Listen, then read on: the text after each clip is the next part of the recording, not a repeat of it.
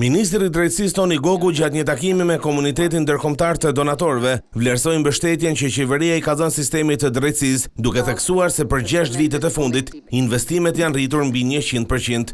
Në 2020 buxheti i sistemit të drejtësisë ishte 66 milion euro, ndërsa sot është 135,6 milion euro. Pra një rritje prej më shumë se 105% në 6 vite.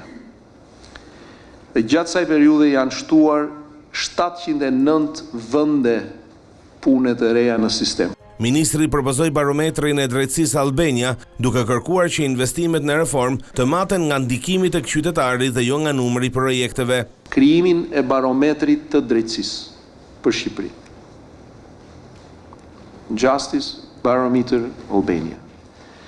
Jo si raport vetë vlerësimi institucional, por si një sistem i hapur matjeje, i ndërtuar mbi tregues të krahasueshëm, si me standardet europiane, por dhe me një metodologji të zhvilluar së bashku me partnerët tanë besnik. Sipas ministrit Gogu, mbështetja partnerëve për periudhën 2025-2027 arrin rreth 43,8 milion euro, një kontribut sipas tij i rëndësishëm dhe strategjik, duke parafruar drejtësinë e vendit me ato të standardeve të Bashkimit Evropian.